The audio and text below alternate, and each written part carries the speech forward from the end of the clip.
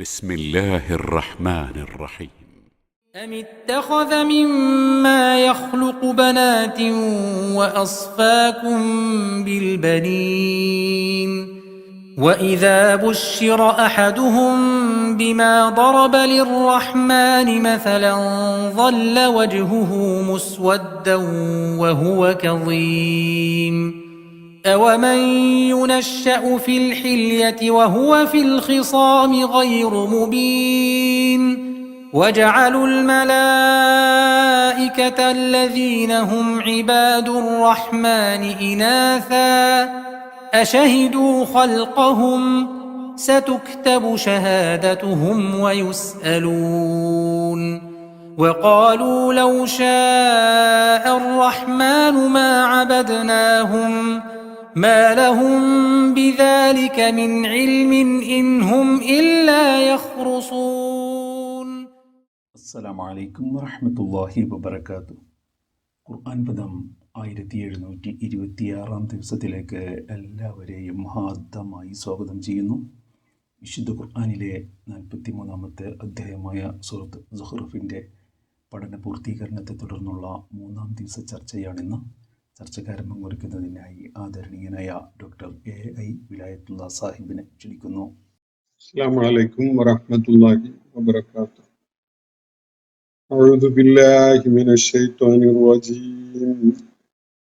بسم الله الرحمن الرحيم.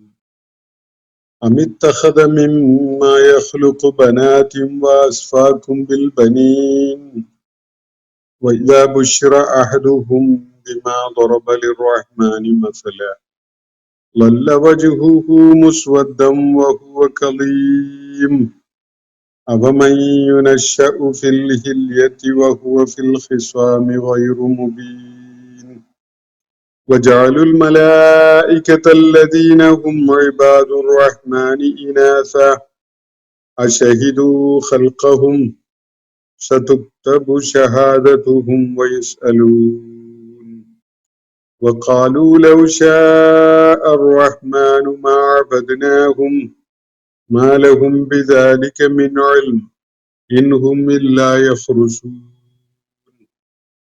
صدق الله العلي العظيم. സൂറത്ത് സുഖ്റൂഫിലെ തുടക്കത്തിലുള്ള ഏതാനും ആയത്തുകളാണ് ഞാൻ നിങ്ങളെ കേൾപ്പിച്ചിട്ടുള്ളത്.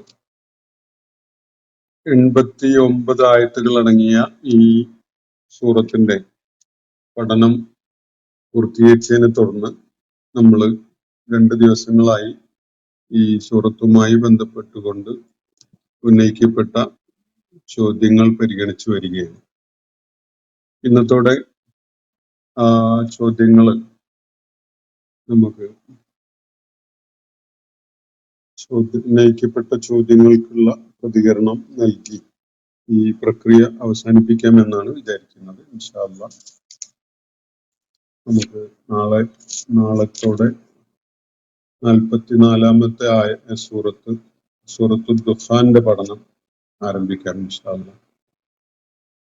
അപ്പോ ഇന്നത്തെ ഒന്നാമത്തെ ചോദ്യം, ഷിയാക്കൾ കരുതുന്നത് നബിയുടെ കുടുംബത്തിലെ അംഗത്തിന് മാത്രമാണ് ഖലീഫ ആകാൻ യോഗ്യർ എന്നാണ്. അവരും അള്ളാഹുവിന്റെ ഫോളോവേഴ്സ് അല്ലേ എന്നതാണ് ചോദ്യം. കുടുംബ പാരമ്പര്യം ഇസ്ലാമിക വിശ്വാസികളും പിന്തുടരുന്നുവെന്നല്ലേ ഇതിൽ നിന്ന് മനസ്സിലാക്കേണ്ടത്? തങ്ങൾമാരുടെ ഉദാഹരണം കേരളത്തിലും ഉണ്ടല്ലോ എന്നതാണ്. ഇസ്ലാമില് നേതൃത്വം പിന്തുടർച്ചയായിട്ട് എങ്ങനെയാണ് വരേണ്ടത് എന്ന സംബന്ധമായിട്ടാണ് ഈ ചോദ്യം. ഷിയാ സമൂഹം നബി സല്ലല്ലാഹു അലൈഹി വസല്ലമയുടെ കുടുംബത്തിലെ അംഗങ്ങൾക്ക് മാത്രമായിട്ട് അത് പരിമിതപ്പെടുത്തി വെച്ചിരിക്കുകയാണ്. അവരും വിശ്വാസികളാണല്ലോ. അതുപോലെ കുടുംബ പാരമ്പര്യം എന്ന വിധത്തിൽ നേതൃത്വം കൈയാളുന്ന ഒരു രീതി കേരളത്തിലും വിശേഷിച്ച് മലബാറിലൊക്കെയുള്ള തങ്ങൾ എന്ന പേരിൽ അറിയപ്പെടുന്ന വിഭാഗത്തിനാണല്ലോ ഉള്ളത് അധികം ഈ നേതൃത്വമൊക്കെ എന്നതാണ് ഉന്നയിക്കപ്പെട്ടിരിക്കുന്നത്. യഥാർത്ഥത്തില് ഷിയ സമൂഹത്തിനിടയിലുള്ള നേതൃത്വം എന്ന ആശയമോ അല്ലെങ്കിൽ മലബാറിൽ തങ്ങൾമാർ നേതാക്കന്മാരായി പരിഗണിക്കപ്പെടുന്ന രീതിയോ ഒന്നും ഖുർആൻ പഠിപ്പിക്കുന്ന ഒരു സംഗതിയല്ല. ഖുർആനില് നബി സല്ലല്ലാഹു അലൈഹി വസല്ലമയുടെ കുടുംബത്തെ ആദരിക്കാനും അവരോട് സ്നേഹവും ബഹുമാനവും ഒക്കെ കാണിക്കാനും ഒക്കെയുള്ള പരോക്ഷമായ നിർദ്ദേശമുണ്ട്. പക്ഷെ അത് അവരെ നേതൃത്വം ഏൽപ്പിക്കണമെന്നും അവരെ ചുമതല ഏൽപ്പിക്കണമെന്നൊന്നും വിശുദ്ധ ഖുർആനിൽ അങ്ങനെ പരാമർശമില്ല. മനസ്സിലാക്കേണ്ട ഒരു കാര്യം, നേതൃത്വം ആരായിരിക്കണം, ആരെയാണ് നേതാവായിട്ട് പരിഗണിക്കപ്പെടേണ്ടത് എന്നത് ഉൾപ്പെടെയുള്ള എല്ലാ കാര്യങ്ങളിലും മുസ്ലിം സമൂഹവുമായി ബന്ധപ്പെട്ടുകൊണ്ടുള്ള അത്തരം കാര്യങ്ങളൊക്കെയും തീരുമാനിക്കുന്നതിന് ഇസ്ലാം ഒരു പ്രക്രിയ പഠിപ്പിക്കുന്നുണ്ട്. അത് നമ്മൾ നേരത്തെ സൂറത്ത് ശൂറ പഠന വിധേയമാക്കിയപ്പോൾ അതിൽ ഒരു ആയത്ത് പരാമർശിച്ചപ്പോൾ ഞാൻ വിശദമായിട്ട് പറഞ്ഞിട്ടുണ്ടായിരുന്നതാണ്. 2 സന്ദർഭങ്ങളിൽ വിശുദ്ധ ഖുർആനിൽ ഈ ശൂറ എന്ന പ്രയോഗം ഇസ്ലാമിന്റെ ഒരു രീതിയായിട്ട് പഠിപ്പിക്കുന്നതായിട്ട് സൂചിപ്പിച്ചിട്ടുണ്ടായിരുന്നു. അതിൽ ഖുർആൻ അങ്ങനെ ഉള്ള പരാമർശങ്ങൾ നടത്തുന്നുണ്ട്. വാമ്രുഹും ശൂറ ബൈനഹും എന്ന ഒരു പ്രയോഗം, അവരുടെ കാര്യങ്ങൾ തീരുമാനിക്കപ്പെടുന്നത് അവർക്കിടയിലുള്ള കൂടിയാലോചനയുടെ രീതിയിലൂടെയാണ് എന്നതാണ് അവിടെ പറയുന്നത്. മറ്റൊരിടത്ത് ഷാബിറുഹും ഫിൽ അംർ, നബി സല്ലല്ലാഹു അലൈഹി വസല്ലമയോട് അള്ളാഹു നിർദ്ദേശിക്കുന്ന വിധത്തിലാണ് കാര്യങ്ങൾ അവരുമായിട്ട് കൂടിയാലോചന നടത്തി തീരുമാനിക്കും എന്ന നിർദ്ദേശം. ഈ 2 നിർദ്ദേശങ്ങളാണ് വിശുദ്ധ ഖുർആനിൽ ആര് നേതാവാകണം എന്നത് ഉൾപ്പെടെയുള്ള എല്ലാ വിഷയങ്ങളിലും തീരുമാനമെടുക്കുന്നതിന് ആധാരമായിട്ടുള്ള ദൈവിക മാർഗദർശനമായി മനസ്സിലാക്കപ്പെടുന്ന നിർദ്ദേശങ്ങൾ. യഥാർത്ഥത്തിൽ മുസ്ലിം സമൂഹത്തിന്റെ നേതൃത്വം ആര് കൈയാളണം, നബി സല്ലല്ലാഹു അലൈഹി വസല്ലമയുടെ കാലശേഷം അത് എങ്ങനെയാണ് തീരുമാനിക്കപ്പെടേണ്ടത്, ആരാണ് നേതാവായിട്ട് പരിഗണിക്കപ്പെടേണ്ടത് തുടങ്ങിയിട്ടുള്ള കാര്യങ്ങളൊക്കെ ഈ ആയത്തുകളെ അടിസ്ഥാനപ്പെടുത്തിക്കൊണ്ട് ഇസ്ലാമിക മര്യാദകൾ പാലിച്ചുകൊണ്ട് ഒരു സംവിധാനം മുസ്ലിം സമൂഹം ഉണ്ടാക്കിയെടുക്കുകയാണ് വേണ്ടത്. മറ്റെല്ലാ മേഖലകളിലും എന്ന പോലെ അടിസ്ഥാന കാര്യങ്ങൾ പഠിപ്പിക്കുകയാണ് ഖുർആൻ ചെയ്യുന്നത്. ബാക്കി അതത് കാലങ്ങളിലെ ഖുർആനിലും നബി സല്ലല്ലാഹു അലൈഹി വസല്ലമയുടെ ചര്യയിലും ഒക്കെ ആഴത്തില് അറിവുള്ള ആളുകൾ, പ്രായോഗിക ബോധമുള്ള ആളുകൾ അതിന് പ്രായോഗികമായ രീതികൾ ആവിഷ്കരിക്കുകയും കണ്ടെത്തുകയും നടപ്പിലാക്കുകയൊക്കെയാണ് വേണ്ടത്. അത് തന്നെയാണ്, ആ ഒരു നിലപാട് തന്നെയാണ് ശരിയും. കാരണം മനുഷ്യ നാഗരികത അനുദിനം വികസിച്ചുകൊണ്ടിരിക്കുന്നുണ്ട്, വളരുന്നുണ്ട്.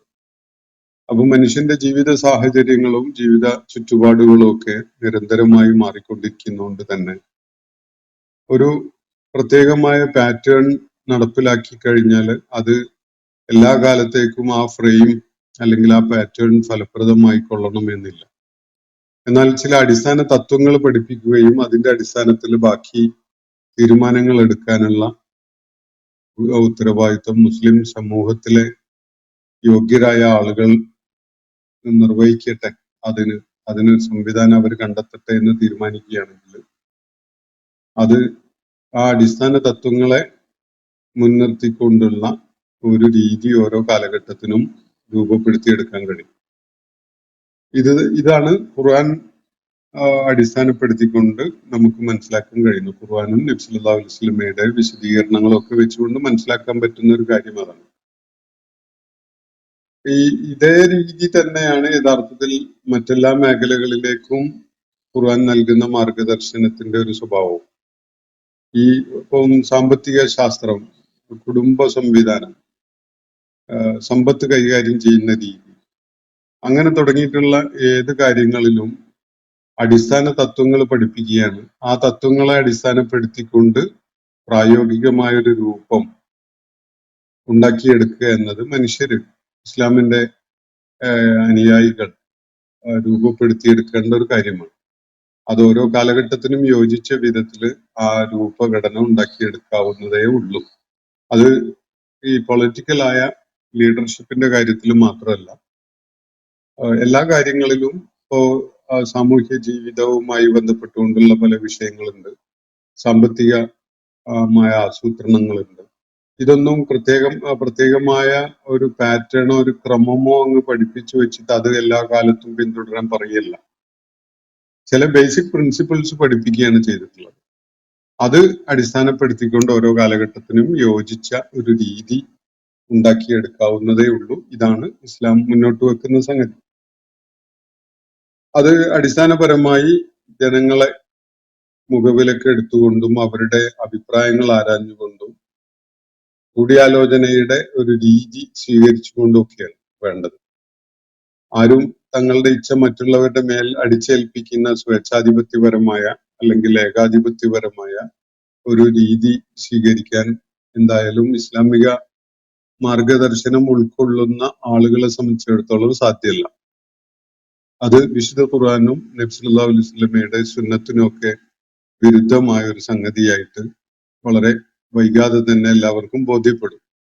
അങ്ങനെ അതിനുവേണ്ടി മുതിർന്ന ആളുകൾക്കും ബോധ്യപ്പെടും. പക്ഷെ പ്രയോഗത്തിൽ പലരും അങ്ങനെയൊക്കെയുള്ള സ്വേച്ഛാധിപത്യ രീതികളിലേക്ക് പോയിട്ടുണ്ടായിരുന്നു ചരിത്രത്തിൽ എന്നത് കാണാൻ സാധിക്കും. എന്ന് പറഞ്ഞാൽ പ്രായോഗിക തലത്തിൽ എല്ലായ്പ്പോഴും സ്വേച്ഛാധിപത്യപരമായ നിലപാടുകളാണ് എല്ലാ ഭരണാധികാരികളും സ്വീകരിച്ചിരുന്നത് എന്നല്ല. ധാരാളം പേര് ദൈവഭക്തരായിരുന്ന, അള്ളാഹുവിനെ ഭയപ്പെട്ടിരുന്ന, തഖ്വയുടെ ഒരു സമീപനം ഉണ്ടായിരുന്ന ധാരാളം ആളുകൾ വളരെയേറെ ശ്രദ്ധയോടെയും സൂക്ഷ്മതയോടെയും ഒക്കെ ഈ കാര്യം കൈകാര്യം ചെയ്തതിന് ചരിത്രത്തിൽ ധാരാളം ഉദാഹരണങ്ങളുണ്ട്. അപ്പൊ മനുഷ്യ സമൂഹത്തെ നിയന്ത്രിക്കുകയും അവരെ നയിക്കുകയും അവർക്ക് നേതൃത്വം നൽകുകയൊക്കെ ചെയ്യുന്നതുമായി ബന്ധപ്പെട്ടുകൊണ്ടുള്ള പല മോഡലുകളും നമുക്ക് നമ്മുടെ മുന്നിൽ കാണാൻ സാധിക്കുന്നുണ്ട് എന്നതാണ് വസ്തുത. ഇവിടെ പരാമർശിക്കപ്പെട്ട ഷീഈ സമൂഹം യഥാർത്ഥത്തിൽ അതിൽ നിന്ന് വ്യത്യസ്തമായിട്ട് നബി സല്ലല്ലാഹു അലൈഹി വസല്ലമയുടെ പിന്തുടർച്ച, അലി റളിയല്ലാഹു അൻഹുവിലൂടെ, അദ്ദേഹത്തിന്റെ മക്കളിലൂടെ, അങ്ങനെ ചില അവര് പ്രത്യേകമായിട്ട് കാണുന്ന ചില അഹ്ലുൽ ബൈത്ത് എന്ന് അവര് പരാമർശിക്കുന്ന വിധത്തിലുള്ള വിഭാഗങ്ങളിലൂടെയാണ് ഇസ്ലാമിക സമൂഹത്തിന്റെ നേതൃത്വം നിലനിൽക്കേണ്ടത് എന്ന കാര്യം പറയുന്ന കൂട്ടരാണ്. അത് അടിസ്ഥാനപരമായി ഇസ്ലാം പഠിപ്പിക്കുന്ന ഒരു കാര്യമാണ്. ഖുർആൻ അങ്ങനെ പറയുന്നു എന്നതൊന്നും നമുക്ക് അസർട്ടീവായിട്ട് പറയാൻ കഴിയില്ല. പക്ഷെ അവർക്ക് ആ കാര്യം പറഞ്ഞു ഫലിപ്പിക്കുന്ന വിധത്തിലുള്ള ചില ന്യായങ്ങളും ചില സൂചനകളും ഒക്കെ ഖുർആന്റെ അടിസ്ഥാനത്തിൽ അവര് കൊണ്ടുവരാറുണ്ട്. അടിസ്ഥാനപരമായി അങ്ങനെ ഒരു നിലപാട് ഇസ്ലാമിക അധ്യാപനങ്ങളുടെ ഭാഗമായിട്ട് കാണാൻ സാധിക്കുന്നില്ല എന്നത് തന്നെയാണ് വസ്തുത. ഒരൊറ്റ ഉദാഹരണം പറഞ്ഞുകൊണ്ട് ഞാൻ ഈ വിഷയം അവസാനിപ്പിക്കാം. ഒന്നാമതായിട്ട് നബി സല്ലല്ലാഹു അലൈഹി വസല്ലമയുടെ തുടർച്ചക്കാരനായി അലി റളിയല്ലാഹു അൻഹു ആയിരുന്നു അധികാരം കൈയാളുന്ന ആളായിട്ട് നേതൃത്വം ഏറ്റെടുക്കേണ്ടിയിരുന്നത് എങ്കിൽ ചരിത്രപരമായി അങ്ങനെ ഉണ്ടായില്ല. അബൂബക്കർ റളിയല്ലാഹു അൻഹുവും ഉമർ റളിയല്ലാഹു അൻഹുവും അതുപോലെ ഉസ്മാൻ റളിയല്ലാഹു അൻഹുവും ഒക്കെ 3 ഖലീഫന്മാരുടെ അവസരങ്ങൾ കഴിഞ്ഞതിന് ശേഷമാണ് അലി റളിയല്ലാഹു അൻഹുവിലേക്ക് അധികാരം എത്തുന്നത്. അപ്പോ നബി സല്ലല്ലാഹു അലൈഹി വസല്ലമയുടെ പിന്തുടർച്ച അലി റളിയല്ലാഹു അൻഹു തന്നെയാണ് കൈകാര്യം ചെയ്യേണ്ടിയിരുന്നത് എങ്കിൽ അങ്ങനെ ഉണ്ടായിട്ടില്ല. വസ്തുതാപരമായിട്ട് ചരിത്രപരമായി അങ്ങനെയല്ല ഉണ്ടായത്. 4ാമത്തെ സന്ദർഭത്തിൽ അവസരം ഉണ്ടായപ്പോ അലി റളിയല്ലാഹു അൻഹു ആ ചുമതല ഏറ്റെടുക്കുന്നത് ദൈവനിയുക്തനായ നബി സല്ലല്ലാഹു അലൈഹി വസല്ലമയുടെ പിന്തുടർച്ചക്കാരനായി വരേണ്ട ആളാണ് താൻ എന്ന നിലക്ക് അതിനെ കണ്ടുകൊണ്ടോ പറഞ്ഞുകൊണ്ടോ അല്ല. തനിക്ക് മുമ്പ് മുസ്ലിം സമൂഹത്തിന്റെ നേതൃത്വം ഏറ്റെടുത്ത 3 ഖലീഫമാരും ഏത് വിധത്തിലാണോ ചുമതല ഏൽക്കുകയുണ്ടായത് അതേ വിധത്തിൽ ജനങ്ങള് അഭിപ്രായം മുന്നോട്ട് വെക്കുകയും അതിനെ പിന്തുണച്ചുകൊണ്ട് സമൂഹം ബൈഅത്ത് ചെയ്യുകയും ചെയ്ത വിധത്തിൽ തന്നെയാണ് അലി റളിയല്ലാഹു അൻഹു ചുമതല ഏൽക്കുന്നത്. മറിച്ച് നബി സല്ലല്ലാഹു അലൈഹി വസല്ലമയുടെ പിന്തുടർച്ചക്കാരനായിട്ട് തൊട്ടുടനെ വരേണ്ട ആള്, അതിന്റെ യഥാർത്ഥ അവകാശി താനാണ് എന്ന അവകാശവാദം അലി റളിയല്ലാഹു അൻഹു ഉന്നയിച്ചിട്ടേ ഇല്ല. മറ്റൊരു കാര്യം, മനസ്സിലാക്കേണ്ടത് അലി റളിയല്ലാഹു അൻഹു മരിക്കാൻ സന്ദർഭമായ ആ ഘട്ടത്തിൽ അദ്ദേഹത്തിന്റെ അടുക്കൽ ആളുകൾ, ഇസ്ലാമിക സമൂഹത്തിലെ പ്രമുഖരായ പലരും വന്ന് ചോദിക്കുന്നുണ്ട്, ഏത് വിധത്തിലാണ് മുസ്ലിം ഉമ്മത്തിനെ താങ്കൾ വിട്ടേച്ചു പോകാൻ ഉദ്ദേശിക്കുന്നത്? ഈ ഉമ്മത്തിന്റെ നേതൃത്വം ആരെയാണ് ഏൽപ്പിക്കുന്നത് എന്ന അർത്ഥത്തിലാണ് ആ ചോദ്യം ഉന്നയിക്കുന്നത്. അദ്ദേഹം പറഞ്ഞത്, അള്ളാഹുവിന്റെ പ്രവാചകൻ ഏതു വിധത്തിലാണോ ഈ ഉമ്മത്തിനെ വിട്ടേച്ചു പോയത് അതേ വിധത്തിൽ തന്നെ എന്ന് പറഞ്ഞാൽ പിൻഗാമിയെ നിശ്ചയിക്കാതെ തന്നെ മരിച്ചു പോകാനാണ് ഞാൻ ഉദ്ദേശിക്കുന്നത് എന്നാണ് അലി റളിയല്ലാഹു അൻഹു മറുപടി നൽകിയത്. ഇതും ചരിത്രത്തില് രേഖപ്പെട്ട് കിടക്കുന്ന കാര്യമാണ്. അപ്പോ അലി റളിയല്ലാഹു അൻഹു അധികാരമേറ്റത് പിന്തുടർച്ചക്കാരനായ, അള്ളാഹു നിശ്ചയിച്ച പിന്തുടർച്ചക്കാരൻ എന്നുള്ള നിലക്കല്ല. അദ്ദേഹം മരിച്ചു പോകുന്നതും തന്റെ പിൻഗാമി ആരാവണം എന്ന കാര്യം നിശ്ചയിച്ചുകൊണ്ടല്ല. അത് നബി സല്ലല്ലാഹു അലൈഹി വസല്ലം അങ്ങനെ നിശ്ചയിക്കാതെയാണ് മരിച്ചു പോകുന്നത്. അതേ വിധത്തിൽ തന്നെയാണ് അലി റളിയല്ലാഹു അൻഹുവും അക്കാര്യത്തിൽ ഒരു തീരുമാനം നിശ്ചയിക്കാതെ തന്നെയാണ് മരിച്ചു പോകുന്നത്. അതിന് പിന്തുടർച്ച അത് തീരുമാനിക്കാൻ മുസ്ലിം ഉമ്മത്ത് കൂടിയാലോചന നടത്തിയിട്ട് അതിനൊരു മാർഗം ഉണ്ടാക്കുകയാണ് വേണ്ടത് എന്നൊരു സൂചനയാണ് അവിടെ നൽകപ്പെടുന്നത്. പിന്നീട് അങ്ങോട്ട് അതിന് ഈ സമൂഹം തന്നെ പിന്തുടർച്ചയ്ക്ക് ഒരു ക്രമം പാലിച്ചതായിട്ടും കാണാൻ കഴിയുന്നില്ല. അലി റളിയല്ലാഹു അൻഹുവിന് ശേഷം അദ്ദേഹത്തിന്റെ പുത്രൻ ഹസൻ റളിയല്ലാഹു അൻഹു അങ്ങനെ പിൻഗാമിയായിട്ട് ജനങ്ങൾ നോമിനേറ്റ് ചെയ്തു, ബൈഅത്ത് ചെയ്യുന്ന ഒരു സാഹചര്യം ഉണ്ടായി. പക്ഷെ അദ്ദേഹം ആ ചുമതല ഒഴിയുകയാണ് ചെയ്യുന്നത്. രക്തച്ചൊരിച്ചിലിന് കാരണമാവും എന്ന് പറഞ്ഞുകൊണ്ട് അദ്ദേഹം ആ ചുമതല ഒഴിയുകയും അത് മുആവിയ റളിയല്ലാഹു അൻഹുവിനെ ആ ചുമതല അദ്ദേഹത്തിന് വിട്ടുകൊടുത്തുകൊണ്ട് അദ്ദേഹം ഒഴിഞ്ഞു മാറുകയാണ് ചെയ്തിട്ടുള്ളത്. പിന്നീട് അങ്ങോട്ട് ഈ ഹസൻ റളിയല്ലാഹു അൻഹുവിന്റെ മക്കളോ അല്ലെങ്കിൽ അങ്ങനെയുള്ള രീതിയിലോ അല്ല ആ പിന്തുടർച്ച സമൂഹത്തിൽ തന്നെ പോകുന്നത്. പിന്നീട് ഹുസൈൻ റളിയല്ലാഹു അൻഹു അദ്ദേഹത്തിന്റെ സഹോദരനാണല്ലോ. അപ്പൊ അത് പോകുന്നതിനൊരു പ്രത്യേക ക്രമം ഒന്നും ആ വിധത്തിൽ ഒരു ട്രാക്ക് നിശ്ചയിച്ചുകൊണ്ടൊന്നും നിർവഹിക്കപ്പെട്ടതായി കാണാൻ കഴിയുന്നില്ല. ഇസ്ലാമിക സമൂഹം നബി സല്ലല്ലാഹു അലൈഹി വസല്ലമയുടെ വഫാത്തിന് ശേഷം ഒരു 100-150 കൊല്ലങ്ങളൊക്കെ പിന്നിട്ടതിന് ശേഷമാണ് ഈ നേതൃത്വ സംവിധാനം അല്ലെങ്കിൽ അവരുടെ ഇമാമിയത്ത് എന്ന ആശയവും രൂപകൽപ്പന ചെയ്യപ്പെടുന്നതും അത് നടപ്പിലാക്കപ്പെടുന്നതും ഒക്കെ തന്നെ. അതുകൊണ്ട് അത് അങ്ങനെ വേണോ വേണ്ട എന്നുള്ളതിൽ അഭിപ്രായം പറയല്ല ഞാൻ. അത് ഖുർആന്റെയോ സുന്നത്തിന്റെയോ അടിസ്ഥാനത്തിലുള്ള ഒരു തീരുമാനമാണ് എന്നത് നമുക്ക് പറയാൻ കഴിയുകയില്ല എന്നതാണ് സൂചിപ്പിക്കുന്നത്. കേരളത്തിലെ തങ്ങൾമാര് അഹ്ലുൽ ബൈത്തിൽ പെട്ടവര് എന്നുള്ള നിലക്ക് പ്രത്യേകമായ പരിഗണന നൽകപ്പെടുകയും അവരിൽ നേതൃത്വം ഏൽപ്പിക്കപ്പെടുകയും ചെയ്യുന്ന ഒരു ദൃശ്യവും നമ്മൾ കാണുന്നുണ്ട്. പക്ഷെ കേരളത്തിലെ ധാരാളം തങ്ങന്മാരുണ്ട്. അതില് എല്ലാ കുടുംബങ്ങളെയും ഈ വിധത്തിൽ നേതൃത്വത്തിന് വേണ്ടി പരിഗണിക്കപ്പെടുന്നതും നമ്മൾ കാണുന്നില്ല.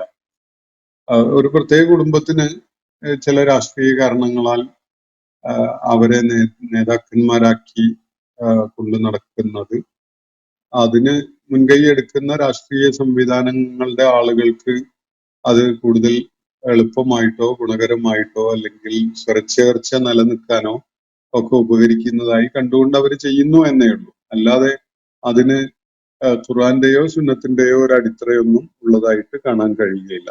അപ്പോ ഈ പിന്തുടർച്ചയും നേതൃത്വവും ഒക്കെ എങ്ങനെ വേണം എന്ന കാര്യം നിശ്ചയിക്കപ്പെടുന്നത് ഖുർആന്റെയും സുന്നത്തിന്റെയും അടിസ്ഥാനത്തിൽ അതില് ജ്ഞാനമുള്ള ആളുകൾ കൂടിയാലോചന ചെയ്തുകൊണ്ട് ഒരു സംവിധാനം ഉണ്ടാക്കുക എന്നത് മാത്രമാണ്. മറ്റെല്ലാ കാര്യങ്ങളിലും അങ്ങനെയുള്ള ഒരു ഇടപെടലിന്, കൂടിയാലോചനക്ക്, തീരുമാനങ്ങൾ എടുക്കാൻ ചർച്ചയിലൂടെ ഒരു വഴി കണ്ടെത്താൻ ഇസ്ലാം അനുവാദം തരുന്നത് പോലെ ഈ കാര്യത്തിലും അങ്ങനെ തന്നെയാണ്.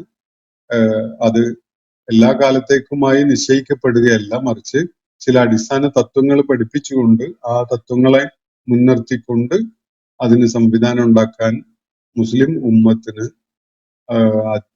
അവകാശമുണ്ട്. മുസ്ലിം ഉമ്മത്ത് നിർവഹിക്കേണ്ട ഒരു കാര്യമാണത് എന്ന വിധത്തിലാണ് അത് എനിക്ക് മനസ്സിലാക്കാൻ പറ്റിയത്. അപ്പോ ഈ കാര്യങ്ങൾ വ്യക്തമായിരിക്കും എന്ന് വിചാരിക്കുകയാണ്. കുടുംബ പാരമ്പര്യം എന്നത് ഇസ്ലാമിന്റെ ഒരു അടിസ്ഥാന തത്വമല്ല. നബി സല്ലല്ലാഹു അലൈഹി വസല്ലമയുടെ കുടുംബത്തോട് അദ്ദേഹത്തിന്റെ പിന്മുറക്കാരോടൊക്കെ സ്നേഹം കാണിക്കുക എന്നത് ഖുർആൻ തന്നെ സൂചിപ്പിക്കുന്ന ഒരു കാര്യമാണ്. ഇല്ലൽ മവദ്ദത്ത ഫിൽ ഖുർബ എന്ന ഒരു പ്രയോഗം വിശുദ്ധ ഖുർആനിൽ നമ്മൾ പിന്നിട്ട ഭാഗത്ത് തന്നെ കണ്ടിട്ടുണ്ട്.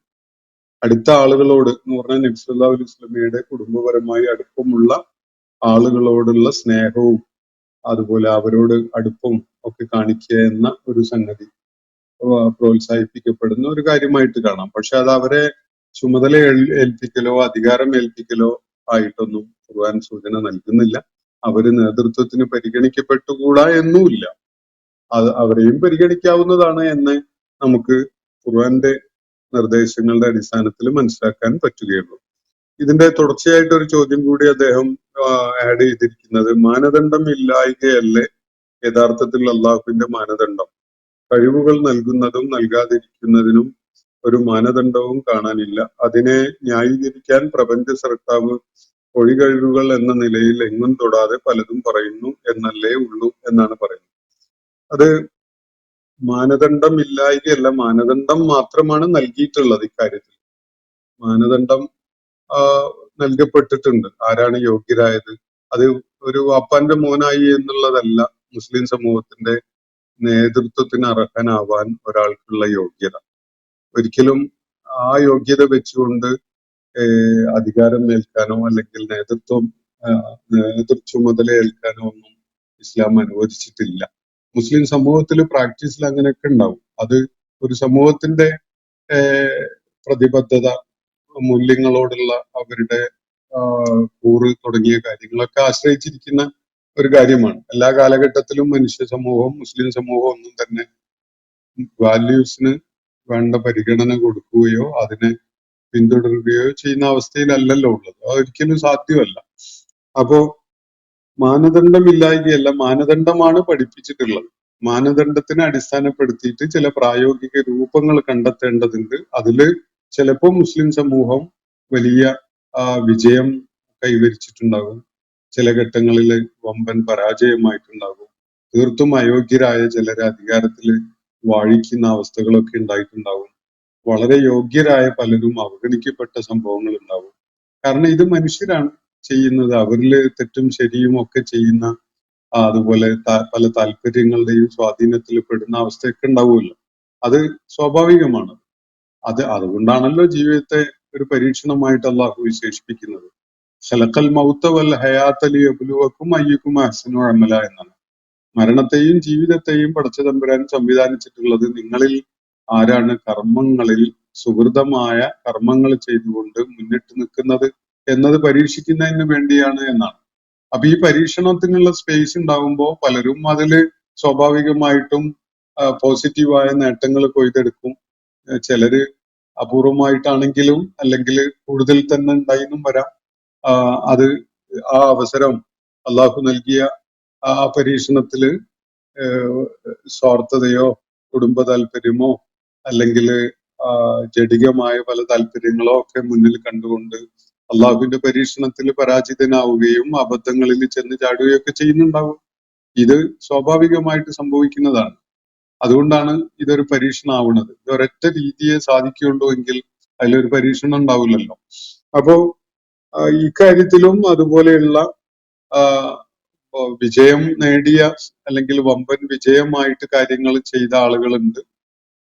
പരാജയത്തിന്റെ ലക്ഷണങ്ങളോ അല്ലെങ്കിൽ സ്വാർത്ഥതയുടെയോ വ്യക്തി താല്പര്യത്തിന്റെയോ കുടുംബ താല്പര്യത്തിന്റെയോ ആളുകളായി മാറിയ സംഭവങ്ങളൊക്കെ അതും കാണാൻ കഴിയും. അപ്പോ ഇത് അള്ളാഹു ഒഴികഴിവ് പറയുകയല്ല. അള്ളാഹു ചില മാനദണ്ഡങ്ങൾ തന്നുകൊണ്ട് നമ്മളെ ജീവിക്കാൻ വിട്ടിരിക്കുകയാണല്ലോ. ബാക്കി കാര്യങ്ങള് ഈ മാനദണ്ഡങ്ങളെ അടിസ്ഥാനപ്പെടുത്തിക്കൊണ്ട് നമ്മളാണ് ചെയ്യേണ്ടത്.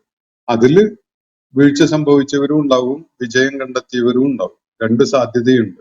അത് ആ സാധ്യതയാണ് ജീവിതത്തിനെ അർത്ഥപൂർണമാക്കുന്നതും ജീവിതത്തെ ഒരു പരീക്ഷണമാക്കി മാറ്റുന്നതും ഒക്കെ. കാര്യങ്ങൾ വ്യക്തമാണെന്ന് വിചാരിക്കുകയാണ്. കുടുംബ വാഴ്ച ഇസ്ലാം പഠിപ്പിക്കുന്ന ഒരു സംഗതിയല്ല.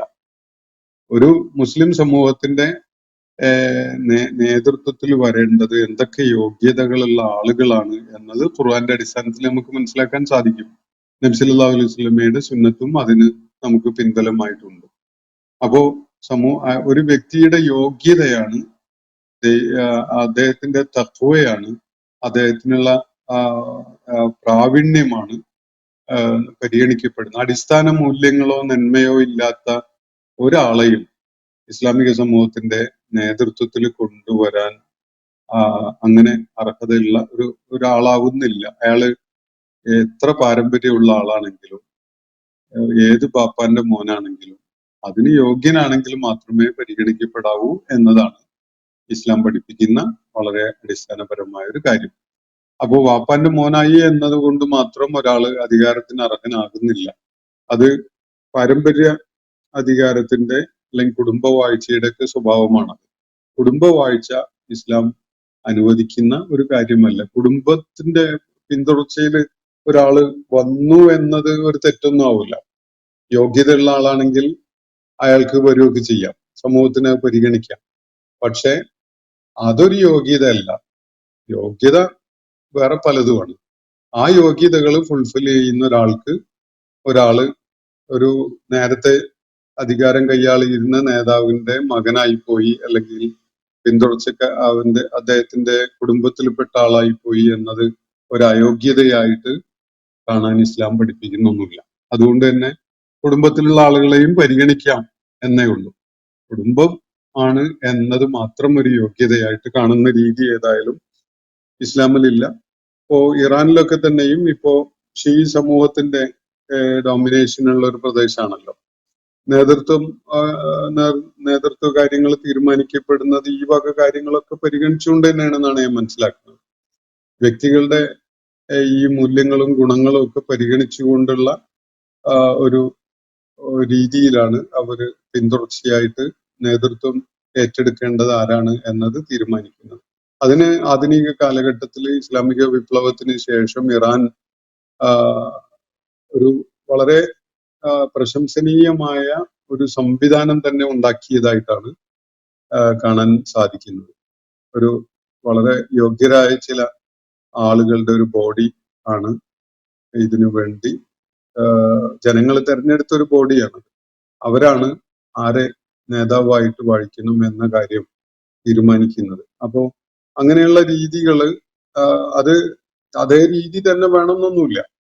പക്ഷെ സമാനമായതോ അല്ലെങ്കിൽ അതിനേക്കാൾ മെച്ചപ്പെട്ടതോ ഒക്കെ ആയിട്ടുള്ള രീതികള് രൂപകൽപ്പന ചെയ്യാവുന്നതേ ഉള്ളൂ എന്നാണ് ഞാൻ പറഞ്ഞതിന്റെ ചുരുക്കം.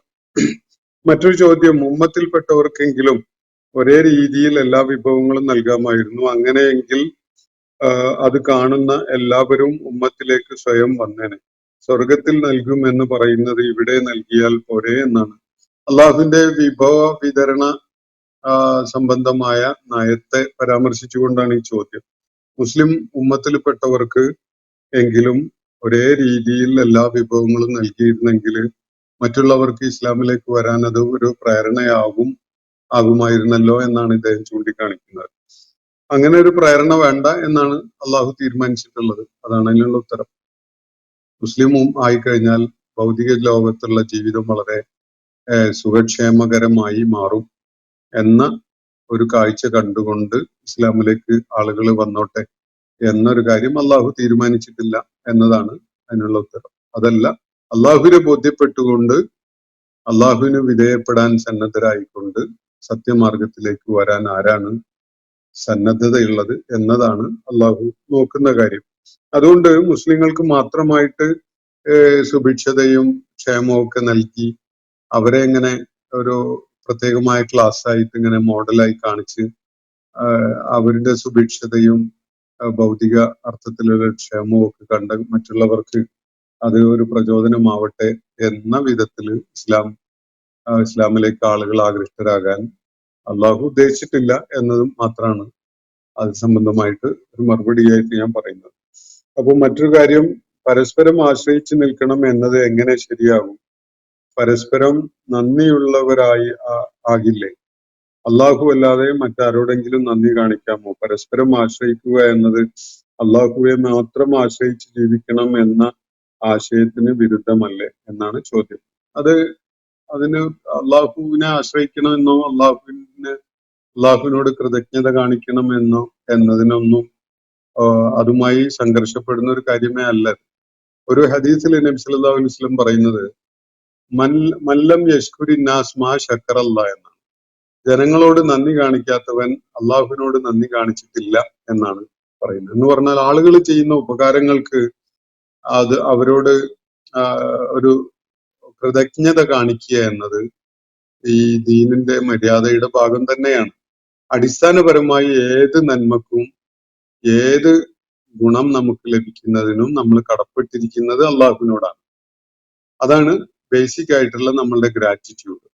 അതേ സമയത്ത് ചില ആളുകൾ അതിന് ഇൻസ്ട്രുമെന്റൽ ആയിട്ടുണ്ടാകും.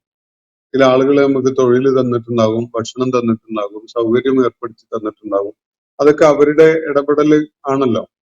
അപ്പൊ അത്തരം ആളുകളെ നമ്മുടെ ജീവിതത്തിലേക്ക്, നമ്മുടെ ജീവിത സാഹചര്യങ്ങളിലേക്കൊക്കെ കൊണ്ടുവന്നതും അങ്ങനെയുള്ള ചില നിശ്ചയങ്ങളും വിധി തീർപ്പും ഒക്കെ ഉണ്ടാക്കിയതും അള്ളാഹുവാണ് എന്നത് തന്നെയാണ് നമ്മൾ അള്ളാഹുവിനോട് കടപ്പാടുള്ളവനായി കൃതജ്ഞതയുള്ളവനായി മാറുന്നതിന്റെ അടിസ്ഥാനം. അള്ളാഹുവിന്റെ അങ്ങനെ ഒരു തീരുമാനം ഉണ്ടായിരുന്നില്ലെങ്കിൽ ഒരാൾക്കും തന്നെ നമ്മളെ സഹായിക്കാൻ പറ്റുമായിരുന്നില്ല. അതിന്റെ അർത്ഥം നമുക്ക് ചില സഹായങ്ങളൊക്കെ ചെയ്തു തന്ന ആളുകളോട് നമ്മൾ കൃതജ്ഞത കാണിക്കണം, നന്ദികേട് കാണിക്കണം എന്നല്ല. അവരോട് നന്ദി കാണിക്കുന്നതാണ് വേണ്ടത്. ശുക്രൻ ജസാക്കല്ലാ ഖൈർ എന്ന ഒരു പ്രയോഗം, നന്ദി, അള്ളാഹു താങ്കൾക്ക് വർദ്ധിച്ച പ്രതിഫലം തരട്ടെ എന്ന് ഉപകാരം ചെയ്യുന്ന ആരോടും പറയുന്ന ഒരു സംസ്കാരമാണ് ഇസ്ലാം പഠിപ്പിച്ചിട്ടുള്ളത്. നബി സല്ലല്ലാഹു അലൈഹി വസല്ലമ പഠിപ്പിച്ചിട്ടുള്ള ഒരു സംസ്കാരം അതാണ്. അപ്പോ ആളുകളോട് നന്ദി കാണിക്കുക എന്നത് അള്ളാഹുവിനോട് നന്ദി കാണിക്കുന്നതുമായുള്ള ഒരു സംഘർഷമുള്ള ഒരു കാര്യമേ അല്ല എന്ന് മനസ്സിലാക്കേണ്ടതുണ്ട്. അതേ സമയത്ത് അള്ളാഹുവിനോട് നന്ദികേടോ കൃതജ്ഞതയോ കാണിക്കുന്ന വിധത്തിൽ ഒരാളോടും നന്ദി കാണിക്കാൻ പാടില്ല. അള്ളാഹുവിനാണ് അടിസ്ഥാനപരമായിട്ടുള്ള നമ്മുടെ വിധേയത്വം കാണിക്കേണ്ടത്. ഇപ്പോ സമീപകാലത്ത് ഈ മധ്യപൗരസ്ത്യ ഭൂപ്രദേശത്ത് നടക്കുന്ന യുദ്ധത്തിന്റെ പശ്ചാത്തലത്തില് പലരും ഉന്നയിക്കുന്ന ഒരു കാര്യം, നിങ്ങൾ ഖത്തറിലാണ്, കുവൈത്തിലാണ്, UAE-യിലാണ്, അവിടെ നിങ്ങൾക്ക് ജോലിയും ശമ്പളവും സൗകര്യവും ഒക്കെ ചെയ്തു തന്ന രാജ്യത്തിനോട് നിങ്ങൾ നന്ദികേട് കാണിക്കുകയല്ലേ ഇറാനെ പിന്തുണച്ചുകൊണ്ട് എന്നൊക്കെ പറയുന്നത് കേൾക്കാം. യഥാർത്ഥത്തില് ഏത് വിഷയത്തിലും സത്യത്തിനെ പിന്തുണക്കുക എന്നതാണ് ഇസ്ലാം പഠിപ്പിക്കുന്ന കാര്യം. സത്യത്തിനോടൊപ്പമാണ് നമുക്ക് ജോലി തന്ന കൂട്ടരെങ്കിൽ തീർച്ചയായിട്ടും നമ്മൾ അവരെ അതിന് പരിഗണന നൽകുന്നു, അവർക്ക് നമ്മൾ അത് സംബന്ധമായിട്ടുള്ള നന്ദിയും ആദരവും ഒക്കെ അർപ്പിക്കുന്നു എന്നത് ശരിയാണ്. അതേ സമയത്ത് നമുക്ക് സന്ദർഭവശാൽ ജോലി തന്നത് അല്ലെങ്കിൽ ജീവിത സൗകര്യങ്ങൾ ഒരുക്കി തന്നത് അള്ളാഹുവിനോട് കടുത്ത നന്ദികേട് കാണിക്കുന്ന ഒരാളും അല്ലെങ്കിൽ ഇസ്ലാം വിരുദ്ധമായ നിലപാടുകൾ സ്വീകരിക്കുന്ന ഒരാളുമാണെങ്കിൽ അള്ളാഹുവിനോട് കൃതജ്ഞത കാണിക്കുന്ന വിധത്തിലുള്ള, നന്ദികേട് കാണിക്കുന്ന വിധത്തിലുള്ള നിലപാട് സ്വീകരിക്കാൻ അത് നമ്മളെ പ്രേരിപ്പിക്കുന്ന വിധത്തിലാകാൻ ഒരിക്കലും പാടില്ല. വിധേയത്വവും കൂറും നന്ദിയും കൃതജ്ഞതയും ഒക്കെ ഒന്നാമതായി കാണിക്കേണ്ടത് അള്ളാഹുവിനോട് തന്നെയാണ്. അള്ളാഹുവിന്റെ കൽപ്പനകൾക്ക് വിരുദ്ധമായ, അള്ളാഹുവിനെ ധിക്കരിക്കുന്ന വിധത്തിലുള്ള, ഹക്കിനെ തള്ളിക്കളയുന്ന വിധത്തിലുള്ള ഒരു വിധേയത്വവും നമുക്ക് എന്തെങ്കിലും സഹായം ചെയ്തു എന്ന ഒരാളോടും കാണിക്കാൻ പാടില്ല. അത് തെറ്റായ ഒരു സമീപനമാണ്. അതാണ് മനസ്സിലാക്കേണ്ട ഒരു കാര്യം. നമ്മൾ നന്ദികേട് കാണിച്ചുകൊണ്ട് അതിങ്ങനെ പറഞ്ഞു നടക്കണമെന്നൊന്നുമില്ല. പക്ഷെ ചില നിർണായകമായ ഘട്ടങ്ങളിൽ നമുക്ക് വിധേയത്വം ആരോട്, എന്തിനോട് എന്നത് ഒരു ചോദ്യമായി ഉയരാനൊക്കെ ഇടയുണ്ട്. ഹക്കിനോടാണ് വിധേയത്വം കാണിക്കേണ്ടത്, റബ്ബിനോടാണ് വിധേയത്വം കാണിക്കേണ്ടത്.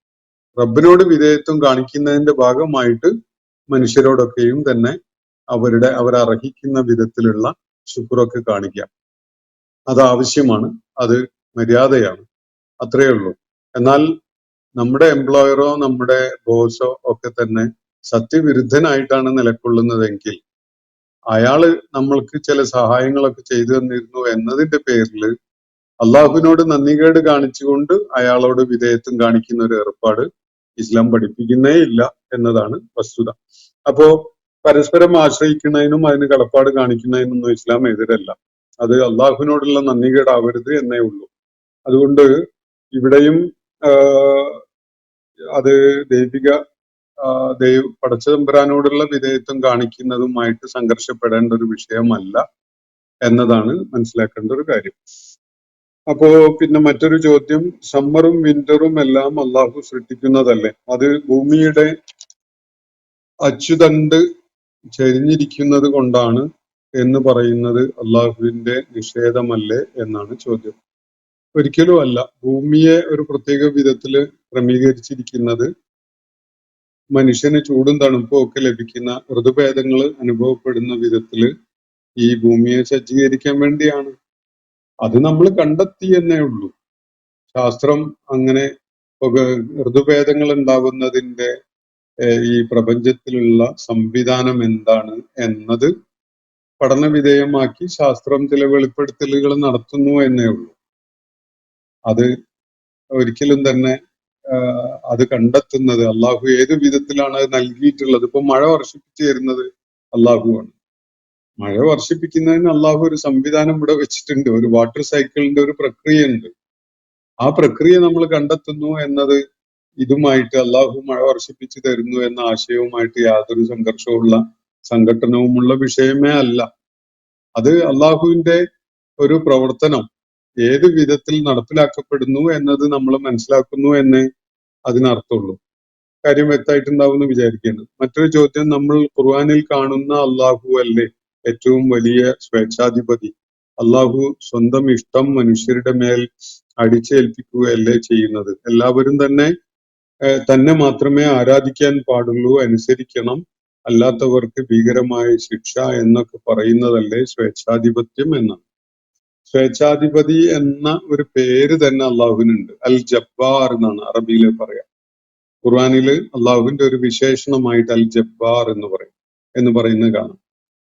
അബ്ദുൽ ജബ്ബാർ എന്ന ആളുകൾക്ക് പേരിടാറുണ്ട്. സ്വേച്ഛാധിപതിയുടെ അടിമ, ദാസൻ എന്നൊക്കെയാണ് അതിന്റെ അർത്ഥം. മനുഷ്യന്റെ കാര്യത്തിലാണ് സ്വേച്ഛാധിപതി എന്ന ഒരു പ്രയോഗം നടത്തേണ്ടി വരുന്നതെങ്കിൽ അത് ഏറ്റവും മോശമായ ഒരു ഗുണമാണ്, ഒരു പ്രത്യേകതയാണ്. അതേസമയത്ത് സ്വേച്ഛാധിപതിയാവാനുള്ള അർഹതയുള്ളവൻ അള്ളാഹു മാത്രമാണ് എന്നതാണ് വസ്തുത. കാരണം അവനാണ് ഈ പ്രപഞ്ചത്തെ, അതിന്റെ സംവിധാനങ്ങളെ മുഴുവൻ ഉണ്ടാക്കിയിട്ടുള്ളത്. അവന് സ്വന്തം ഇച്ഛ നടപ്പിലാക്കുന്നതിന് യാതൊരു തടസ്സവുമില്ല.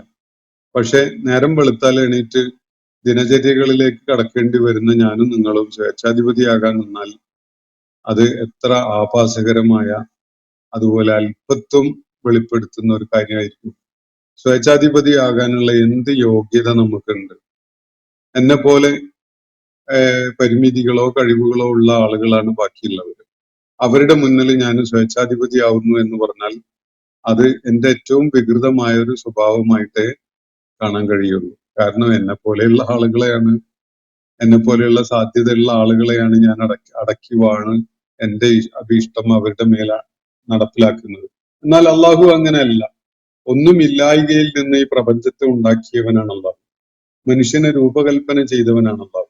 അവന്റെ ഇച്ഛ പ്രകാരമാണ് മനുഷ്യ ശരീരത്തിലെ ഓരോ കോശം പോലും പ്രവർത്തിച്ചുകൊണ്ടിരിക്കുന്നത്. ഈ ബ്രഹ്മാണ്ഡ കടാഹത്തിന്റെ സകല സംവിധാനങ്ങളും പ്രവർത്തനക്ഷമമാവുന്നത് അള്ളാഹു നിശ്ചയിച്ച വിധത്തിലാണ്. അങ്ങനെയുള്ള ഏകനും പരമാധികാരിയുമായ അള്ളാഹു സ്വേച്ഛാധിപതിയാവും. അത് അവന്റെ സ്വാഭാവികമായ പ്രകൃതാണ്. അത് മോശമായ ഒരു സംഗതിയാണ് എന്ന് അള്ളാഹുവിനെ കുറിച്ച് പരാമർശിക്കുമ്പോൾ നമുക്ക് കാണാൻ കഴിയുകയില്ല. അള്ളാഹു സ്വേച്ഛാധിപതിയാവുന്നില്ലെങ്കിലാണ് ഒരു മോശമായിട്ട് കാണേണ്ടി വരിക. കാരണം ഇത്രയും വലിയ എല്ലാറ്റിന്റെയും മേലുള്ള സർവാധിപതിയായിട്ട് അവന്റെ ഇച്ഛ മറ്റുള്ളവരുടെ മേൽ നടപ്പിലാക്കാൻ കഴിയുന്നില്ല എങ്കിൽ അത് അവന്റെ ഒരു പോരായികയായിട്ട് വേണ്ടി വരും കാണാൻ. അതുകൊണ്ട് അള്ളാഹു സ്വേച്ഛാധിപതിയാണ്, ജബ്ബാറാണ് എന്നതിൽ യാതൊരു കുഴപ്പമില്ല. ഞാനും നിങ്ങളും സ്വേച്ഛാധിപതിയാവുന്നതിലേ കുഴപ്പമുള്ളൂ എന്ന് മനസ്സിലാക്കുക.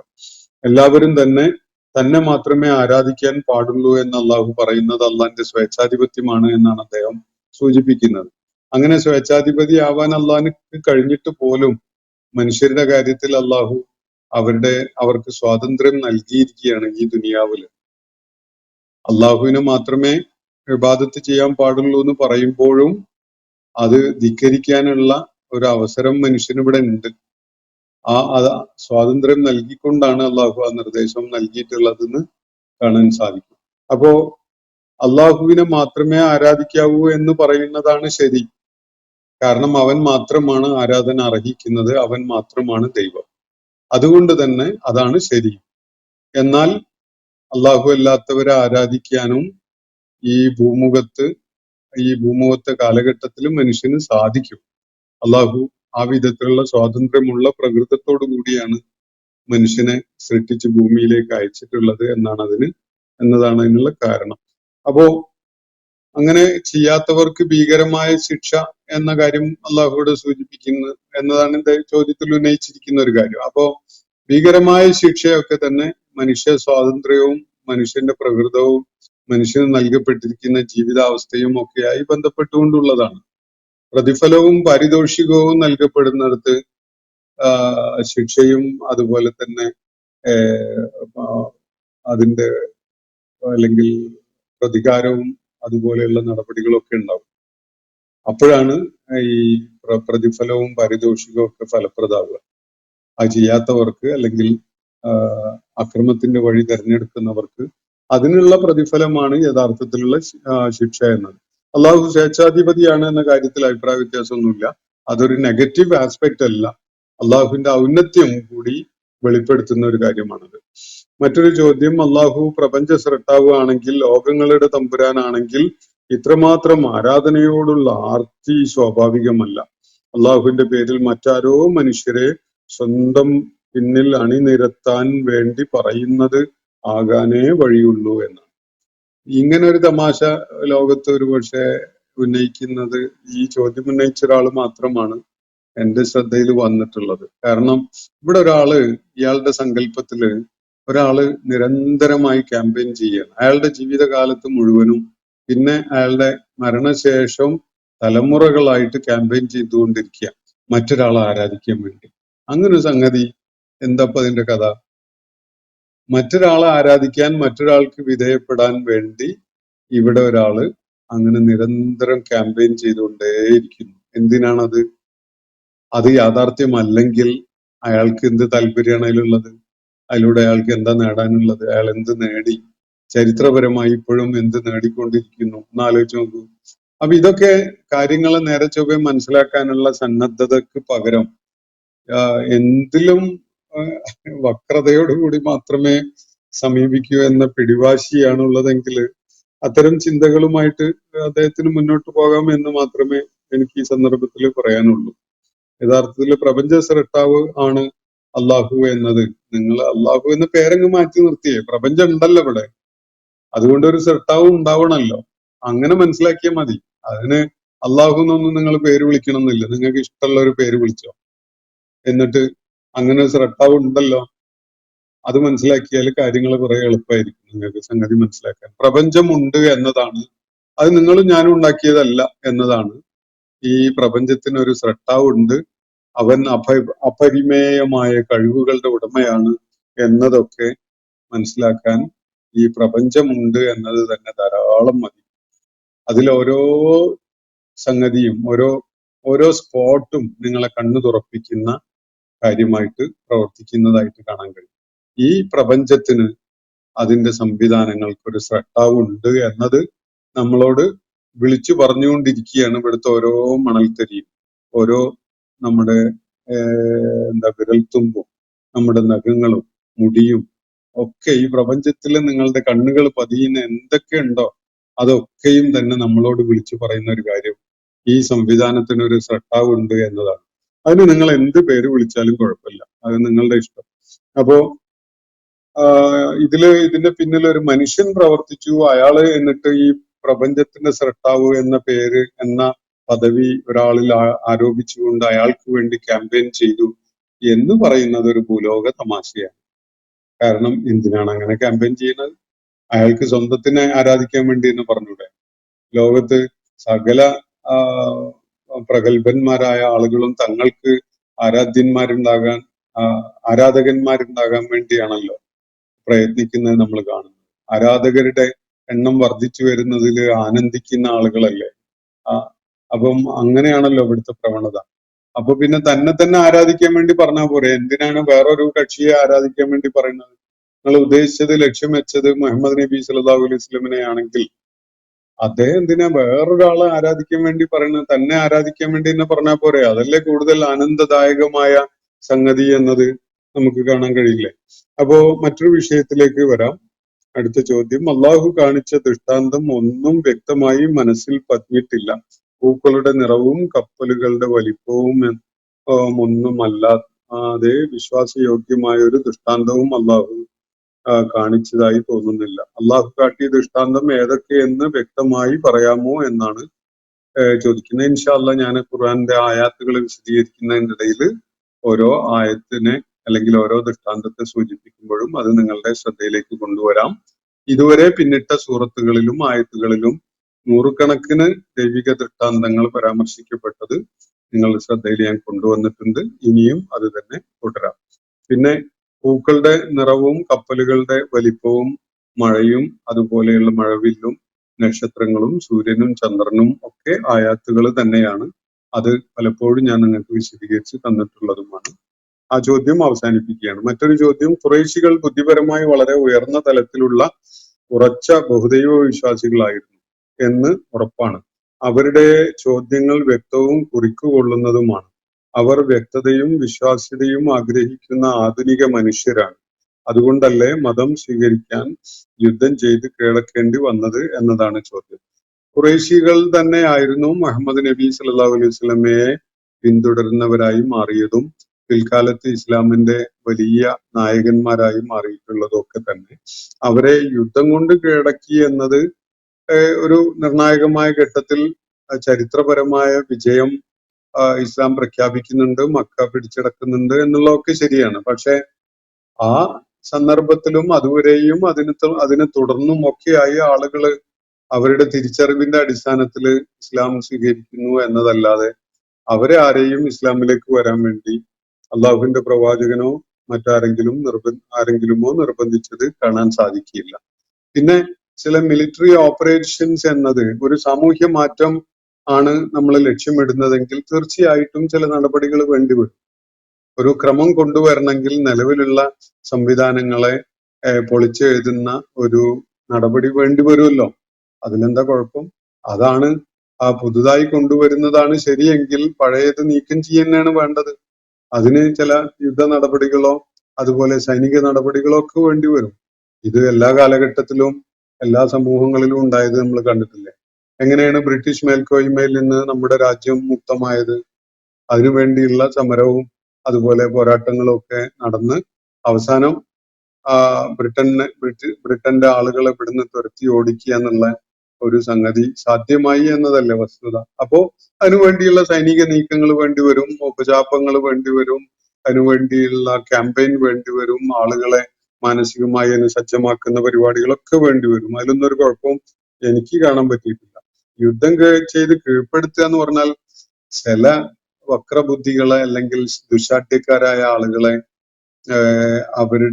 അവര് നിലകൊള്ളുന്ന പദവികളിൽ നിന്നുകൊണ്ട് സമൂഹത്തിന് ദീർഘകാലത്തേക്ക് ദ്രോഹം ചെയ്യുന്നവരായിട്ട് അവരെങ്ങനെ വിരാജിക്കും? അവരെ പിടിച്ചങ്ങ് ഇറക്കി മാറ്റേണ്ടി വരും. അത്രേ ചെയ്തിട്ടുള്ളൂ. ചില അധികാരികളെ നമ്മൾ ചിലപ്പോ കൈകൊണ്ടങ്ങ് ഏറ്റെടുത്ത് മാറ്റേണ്ടി വരും. എന്നാലേ അവിടെ യോഗ്യരായ ആളുകളെ കയറ്റിയിരുത്താൻ കഴിയുള്ളൂ. ആ ഒരു നടപടി ഇസ്ലാമും ചെയ്തിട്ടുണ്ട്. അതില് തെറ്റായിട്ട് യാതൊന്നും എനിക്ക് കാണാൻ പറ്റിയിട്ടില്ല. പിന്നെ അള്ളാഹു നിശ്ചയമായും മനുഷ്യ വികാരങ്ങൾക്ക് സമമായ വികാരങ്ങളുടെ സ്വാധീനത്തിലാണ് എന്നാണ് കാണുന്നത്. ആരാധിക്കാത്തവരോടുള്ള വൈരാഗ്യം, അവരോട് പ്രതികാരം ചെയ്യാൻ മതവിശ്വാസികളെ പ്രേരിപ്പിക്കല്, സ്വയം നരകത്തിൽ പോകുമെന്ന് പറയല്, അവരോട് പ്രതികാരം ചെയ്യുക തുടങ്ങിയ കാര്യങ്ങൾ അതാണ് സൂചിപ്പിക്കുന്നത് എന്നാണ്. അള്ളാഹുവിനെ ആരാധിക്കുക എന്നത് കൊണ്ട് അത് അള്ളാഹുവിന്റെ ഒരു ചാപ്പല്യമാണ്. ആളുകളെ ആരാധിക്കാൻ കൂട്ടാക്കിയിട്ടില്ലെങ്കിൽ അള്ളാഹുവിന് ഭയങ്കര പൊറുതികേടാണ്. ഏതെങ്കിലും സിനിമാ താരത്തെയോ അല്ലെങ്കിൽ കായിക താരത്തെയോ ഒക്കെ പോലെ ഈ ആരാധിക്കപ്പെടാനുള്ള മോഹം മൂത്ത് നിൽക്കുന്ന ഒരാളാണ് അള്ളാഹു എന്നൊക്കെയാണ് ഇയാൾ സങ്കല്പിക്കുന്നത്. ഞാന് ഇദ്ദേഹത്തിന്റെ അന്വേഷണത്തിന്റെ മനോഘടന ഒന്ന് പരിശോധിക്കാൻ വേണ്ടി പ്രേരിതനാവുകയായിരുന്നു. യഥാർത്ഥത്തിൽ സത്യാന്വേഷിയാവുന്ന അതിന് സന്നദ്ധതയുള്ള ഒരാൾക്ക് മാത്രമേ ദൈവിക മാർഗദർശനം പ്രയോജനപ്പെടുകയുള്ളൂ എന്നതാണ് വസ്തുത. അപ്പോ സത്യാന്വേഷണ പരത തഖ്വ കൈവരിക്കാതെ നിങ്ങൾ 1000 കൊല്ലം അള്ളാഹുവിന്റെ ആയാത്തുകൾ കേൾക്കാനോ അത് വിശകലനം ചെയ്യാനോ മുതിർന്നാലും നിങ്ങൾക്ക് പ്രയോജനം ചെയ്യില്ല. അതിനു പകരം സത്യം എന്തെന്ന് കണ്ടെത്താനുള്ള സന്നദ്ധത ഉണ്ടെങ്കിൽ മാത്രമേ നിങ്ങൾക്ക് അത് സാധ്യമാവുള്ളൂ. അല്ലെങ്കിൽ അള്ളാഹുവിനെ മനുഷ്യനെ പോലെ സങ്കല്പിച്ചുകൊണ്ടുള്ള ഇതുപോലെയുള്ള ബാലിശമായ പല ആശയങ്ങളുമായിട്ട് നിങ്ങൾ കാലം കഴിച്ചു കൂട്ടും എന്ന് മാത്രം സൂചിപ്പിച്ചുകൊണ്ട് അവസാനിപ്പിക്കുകയാണ്.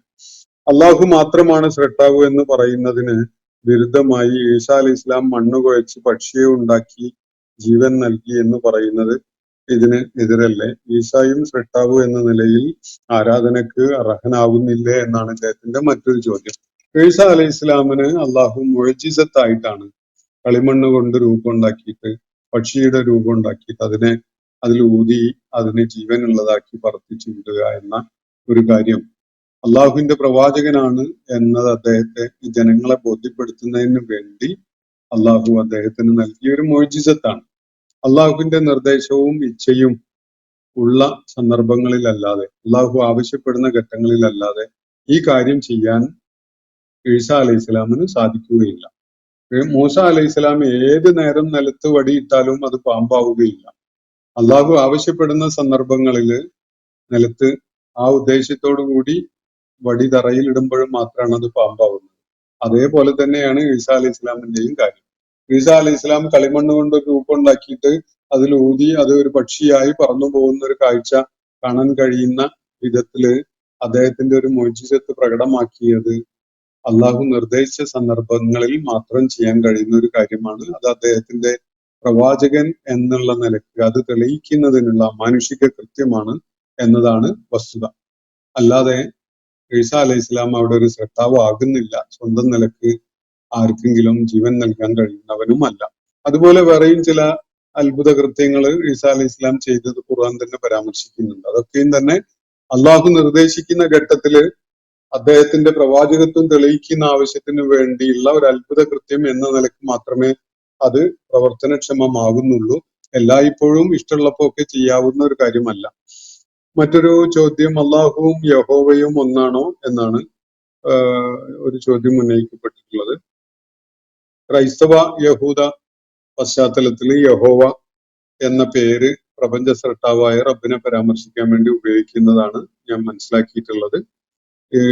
അതിന്റെ ഉദ്ദേശ്യം ഒരുപക്ഷെ ഒന്ന് തന്നെ ആവാനാണ് സാധ്യത. ഖുർആൻ പൂർവിക വേദങ്ങളൊക്കെ അംഗീകരിക്കുന്നത് കൊണ്ടും അതിനെ സത്യപ്പെടുത്തുന്നത് കൊണ്ടും പൂർവിക വേദങ്ങളിൽ പ്രപഞ്ചനാഥനായിട്ട് പ്രപഞ്ച സൃഷ്ടാവായിട്ട് പരാമർശിക്കപ്പെടുന്ന പരമശക്തനായ അള്ളാഹു അല്ലെങ്കിൽ റബ്ബുൽ ആലമീൻ എന്ന അർത്ഥത്തിലാണ് യഹോവ എന്ന പദം ഉപയോഗിച്ചത് എന്നത് മനസ്സിലാക്കുമ്പോൾ ഈ അള്ളാഹു എന്ന പരാമർശവും യഹോവ എന്ന പരാമർശവും ഒരേ ശക്തിയെയാണ് സൂചിപ്പിക്കുന്നത് എന്ന് മനസ്സിലാക്കാൻ സാധിക്കും. മറ്റൊരു ചോദ്യം, ഈസാ അലൈഹി ഇസ്ലാമും യേശു ക്രിസ്തുവും ഒന്നാണോ എന്നാണ്. അങ്ങനെയാണ് നമുക്ക് ഖുർആന്റെ സൂചനകളിൽ നിന്ന് മനസ്സിലാക്കാൻ സാധിക്കുന്നത്. ഈസ ബിനു മറിയം എന്നാണ് ഖുർആൻ പരാമർശിക്കുന്നത്. യേശു എന്നത് ഈസ എന്നതിന്റെ ഒരു ഭാഷാപരമായ കറപ്ഷൻ സംഭവിച്ച രൂപമാണ്. അതിന്റെ വേറെ രൂപമാണ് ജീസസ് എന്നത്. അപ്പോ ഈസ എന്നതാണ് മറിയമിന്റെ പുത്രന്റെ പേര്, ഈസ ബിനു മറിയം. വേറെ ചില ഭാഷാ പശ്ചാത്തലത്തില് അത് ജീസസ് ആയി മാറിയിട്ടുണ്ട്. മലയാളം പോലെയുള്ള ഭാഷയിൽ അത് യേശു ആയി മാറിയിട്ടുണ്ട്. അതൊക്കെ ഭാഷാപരമായിട്ടുള്ള ഈ പരിവർത്തനത്തിന്റെ ഫലമായിട്ടുള്ള കാര്യമാണ്. യൂസുഫ് എന്ന പേര് ജോസഫ് ആയി മാറിയതും ഔസേപ്പ് ആയി മാറിയതും ഒക്കെ ഇതേ രീതിയിലാണ്. അപ്പോ മറ്റൊരു ചോദ്യം, റെഫറൻസ് ബുക്ക് അമാനി ഉസ്താദിന്റെ തഫ്സീർ ആണോ എന്നാണ് ചോദ്യം. യഥാർത്ഥത്തില് ഞാൻ പിന്തുടരുന്ന റെഫറൻസ് ബുക്ക് ഏതാണ് എന്നതാണല്ലോ ഇവിടെ ചോദ്യം. ഖുർആൻ ഈ ക്ലാസ് എടുക്കുന്നത്, ഞാനൊരു ഖുർആൻ വിദ്യാർത്ഥിയാണ്, നിങ്ങളൊക്കെ പോലെ തന്നെ ഖുർആൻ പഠിച്ചുകൊണ്ടിരിക്കുന്ന ഒരാളാണ്. അതിന്റെ ഭാഗമായിട്ട് ഞാൻ അറബിയിലും ഇംഗ്ലീഷിലും മലയാളത്തിലും ഒക്കെയുള്ള തഫ്സീറുകൾ ആവശ്യമുണ്ടാകുമ്പോൾ ഉപയോഗപ്പെടുത്താറുണ്ട്.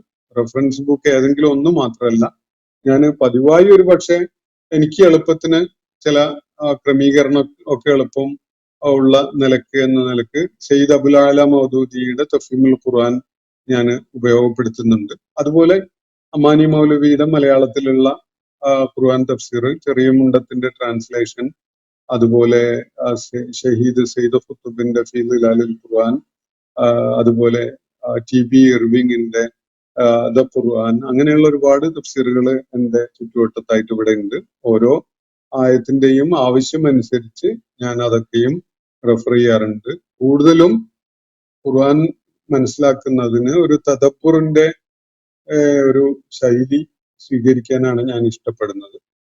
ഭാഷാതലത്തിൽ നിന്നുകൊണ്ട് കാര്യങ്ങളെ വിശകലനം ചെയ്തതിന് ശേഷം തദബ്ബുർ എന്ന് പറഞ്ഞാൽ ഖുർആന്റെ ആയാത്തുകൾ നൽകുന്ന സൂചനകളെ അടിസ്ഥാനപ്പെടുത്തിക്കൊണ്ടുള്ള മനനം ചെയ്യൽ ഒരു പ്രക്രിയയായിട്ട് സ്വീകരിക്കുന്നതിലാണ് എനിക്ക് കൂടുതൽ സന്തോഷവും സംതൃപ്തിയും കണ്ടെത്താൻ പറ്റിയിട്ടുള്ളത്. എല്ലാവരെയും ഞാൻ ഉപയോഗപ്പെടുത്താൻ ആവശ്യമുള്ള സന്ദർഭങ്ങളിൽ ഉപയോഗിക്കാറുണ്ട്. പൊതുവായി എല്ലായ്പ്പോഴും എല്ലാ തഫ്സീറുകളൊന്നും നോക്കാറുമില്ല. ഇതാണ് ഞാൻ പിന്തുടരുന്ന ഒരു രീതി. അള്ളാഹു അനുഗ്രഹിക്കട്ടെ. നമ്മള് ഈ സൂറത്തുമായി സുഹ്റുഫുമായി ബന്ധപ്പെട്ടുകൊണ്ടുള്ള ചോദ്യങ്ങളൊക്കെയും തന്നെ ഇതിനകം പരിഗണിച്ച് മുഴുവനാക്കിയിട്ടുണ്ട്. നമ്മൾ ഇതോടെ സൂറത്ത് സുഹ്റുഫിന്റെ പഠനം അവസാനിപ്പിക്കുകയാണ്. ഇൻഷാ അല്ലാഹ് സൂറത്ത് ദുഖാൻ നമുക്ക് നാളെ ആരംഭിക്കാം. അള്ളാഹു നമ്മെ എല്ലാവരെയും അനുഗ്രഹിക്കുമാറാവട്ടെ. വാഹുദാന അൽഹംദുലില്ലാഹി റബ്ബിൽ ആലമീൻ. അസ്സലാമു അലൈക്കും വറഹ്മത്തുള്ളാഹി വബറകാതുഹു. ഇന്നത്തെ ഖുർആൻ പദം ഇവിടെ സമാപിക്കുന്നു. ഖുർആൻ പഠനത്തിൽ പങ്കെടുത്ത എല്ലാവർക്കും അല്ലാഹു അർഹമായ പ്രതിഫലം നൽകി അനുഗ്രഹിക്കട്ടെ. വആഖിർ ദഅവാനാ അൽഹംദുലില്ലാഹി റബ്ബിൽ ആലമീൻ. അസ്സലാമു അലൈക്കും വറഹ്മത്തുള്ളാഹി വബറകാതുഹു.